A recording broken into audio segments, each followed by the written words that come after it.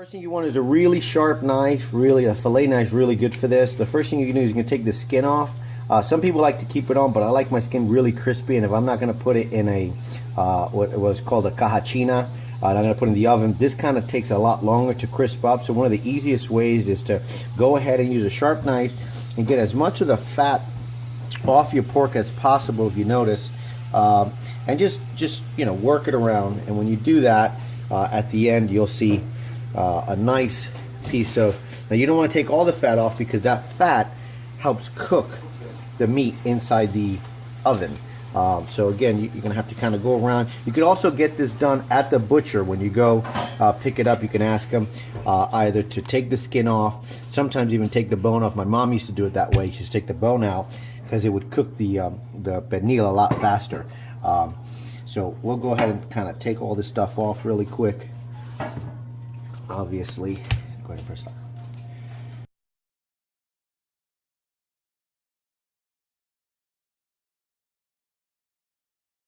What it should look like after you take the skin off. I put the skin inside this bowl here. I'm going to go and show you how to prepare the skin in a couple of minutes, but let's focus on the actual meat. The next thing you want to do is you want to poke some holes in these things, because this is a very thick meat. There's two things that the holes do.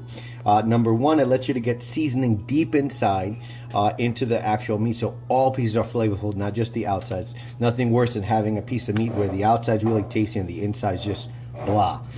So what you're going to do is you're going to go ahead and cut some holes, enough that you can stick your finger in, probably to your first digit.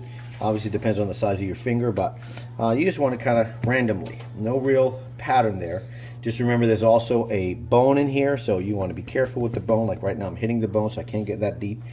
That's a bone. So I want to kind of go, and I'm just looking to hit every possible angle, right? So even though I'm putting a hole this way, from this way down, right, I want to start turning this baby, because there's other parts of the meat that are kind of, this is the bone right here.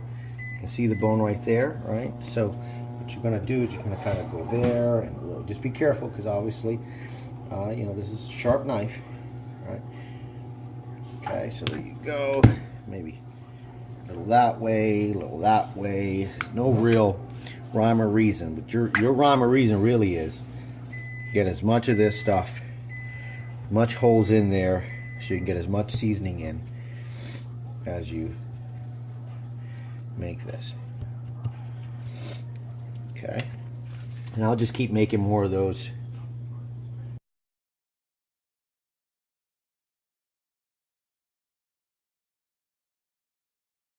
Back to the skin, if you notice it has that little lip because the pork was stuck inside of it. So I'm going to go ahead and cut that open.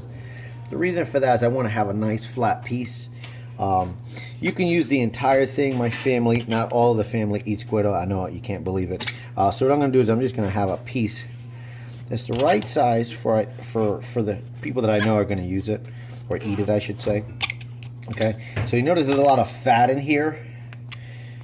You can probably tell because I can pull it up, and it's a little loose. So probably one of the hardest things to do is to cut fat. So since this is a little bit loose, what I'm going to do is I'm going to throw this in the freezer just for a couple of seconds. It's going to, if you know anything about fat, room temperature is kind of slimy, but in the refrigerator, it'll harden it up. It'll become almost like a solid, and it's a lot easier for me to slice through. So I'm going to go ahead and throw this in there for now, and then I'll be back in a couple of seconds.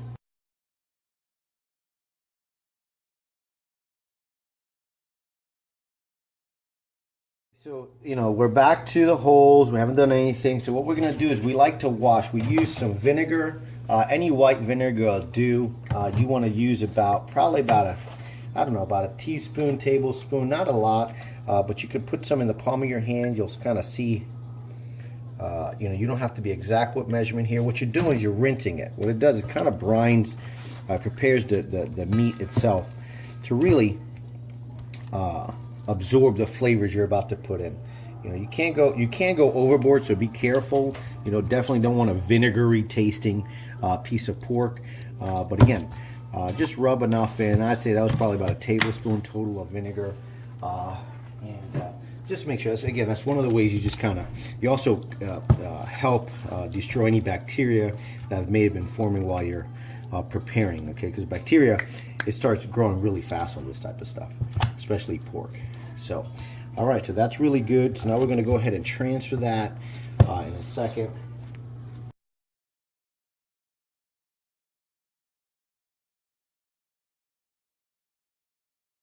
So now, this is one of the most important parts. This is a mixture of garlic cloves that have been minced up. You can kind of see the garlic there, with about a tablespoon, probably about half a tablespoon of black pepper, and you kind of put a little bit of olive oil in there, just a little bit to keep it moist. You can see it's a little moist. And what you're doing is almost like making a paste, okay? Be careful not to put too much pepper in here, because obviously you don't want peppery dish. You want a dish that has pepper flavor with garlic. So what I'm going to do is I'm going to take a little bit, just about that much, and you see, bam, shove it right through, right? Notice how that looks. You may want to get a close-up on that. Notice how that looks. I'm not stacking it in there, but I'm giving it enough that I can go all the way down in there. And I'll do that every couple of holes there. And again, it's just to get the flavor. That garlic starts to roast in there really well over time and give it a really nice flavor.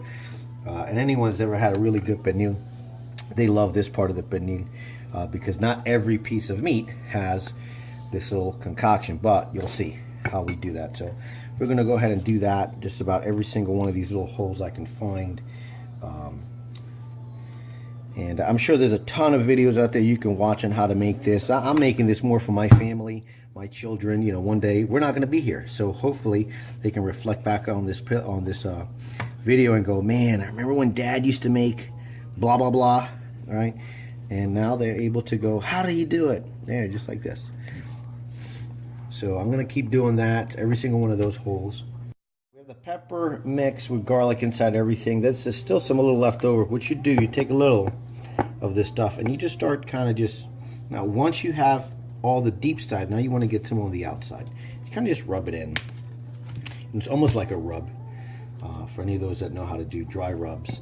You want to leave a little bit behind, because remember, you do have that skin that you still have to kind of marinate with flavors as well. So you know, don't be shy on rubbing this baby down, because you want a lot of flavor in that meat, and it's a deep meat. So again, anyone that has ever roasted before, you understand how much this is so important to get flavor on every area of the meat.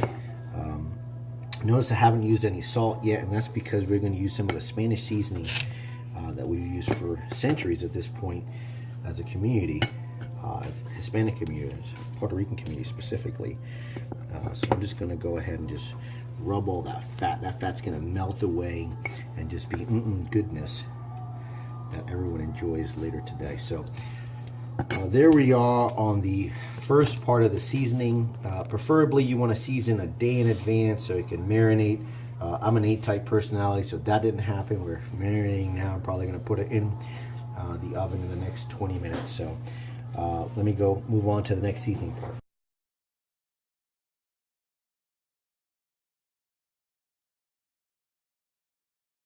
So the major seasoning you're going to use, you can use adobo, right? You don't have to use the Goya brand, but we like the red one. And sazon. The sazon you want is con culantro or with achote. It's a little red, and you'll see why. And then some kosher salt. You want some kosher salt just as a little added. So what I'm going to do is I'm just going to kind of make sure there's enough salt all over, so we definitely have flavor. And then what I'm going to do is I'm going to be pretty liberal with this. Well, in the very beginning, I wasn't, and I started having very non-flavorful. So you're going to kind of be very liberal on this, right? You're going to try to get into some of these. Well, you won't get into the holes like this, but you're at least making sure every part of this pork has some type of adobo in it, on it. So again, don't go overboard, because you don't want a salty pork either. That's a completely different dish. It's called salt pork for a reason. But you want to make sure that you get some good flavor on this baby. All right. So you can see the skin, and it doesn't have some of this little yellowing on it. You didn't season it enough. Again, I would give you tablespoons. It's probably about a tablespoon, maybe about 3/4 of a tablespoon for this size. This is about a 6-pound pork shoulder. Okay, so remember we already salted one side of this. Let's go ahead and salt the other side of it. And why I like to use kosher salt, my mom used to use table salt, but kosher salt, I can see how much is actually going. You can see little crystals of salt, so I know whether an area got salted or not. It's also healthier for you too, but normally we're eating a pork for Thanksgiving. We're really not worried about the health benefits, just saying. All right. That would be too bad. Okay. Thanksgiving is a day for your harsh income.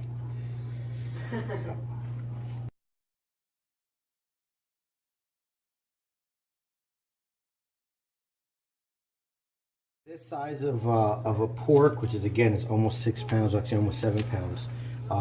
I'll use about 2 Sazon packets. So one of the things I like to do is I cut it open like this. It was already pre-cut, and it gives me a little funnel for me to be able to go into each one of these little holes. So the first thing I do is I want to make sure there's seasoning inside those holes. So I go right into the holes first.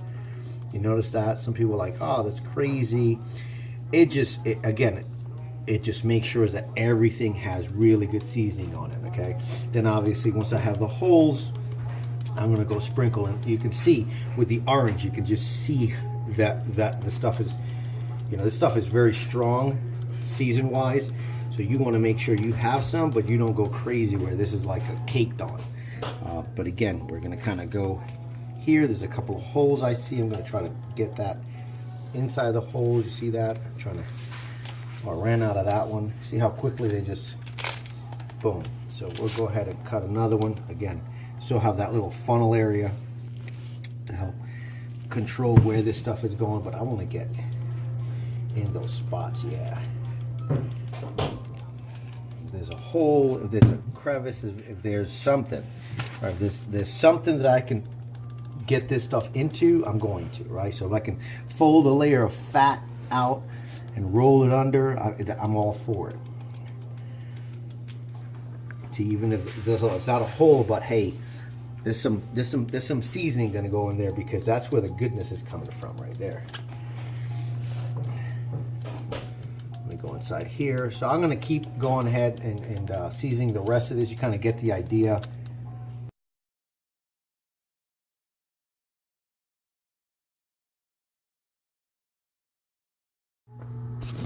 Okay, so there goes the pork, there goes the skin, and we're going to go ahead and get ready to transfer it into the pot. So I like to use this, just kind of just a roasting pan that has a cover.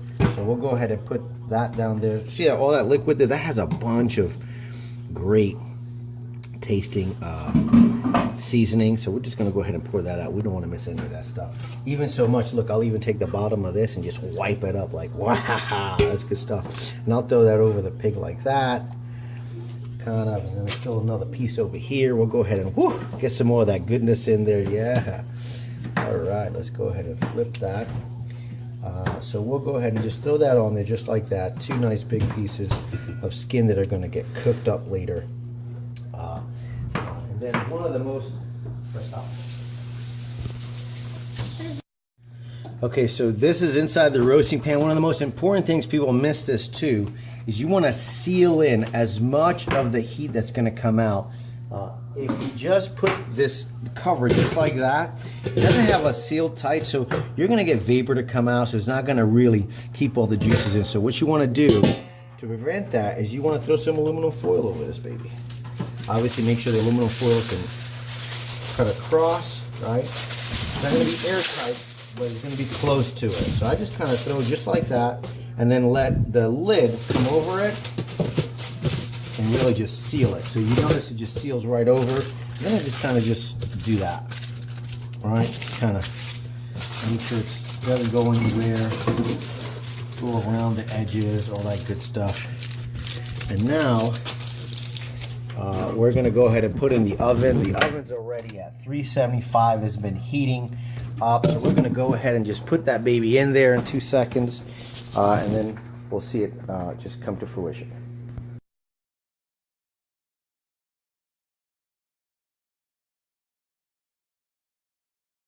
And that's when it looks like when it's finally done.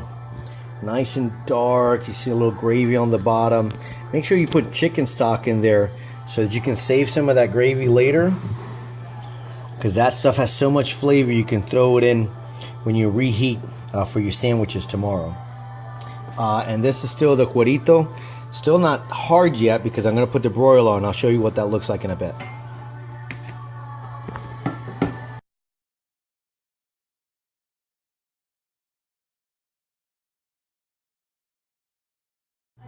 All right, so here goes the, you can tell, look, you can feel it, you can hear that. Hear the crack, watch. That's when you know you have some good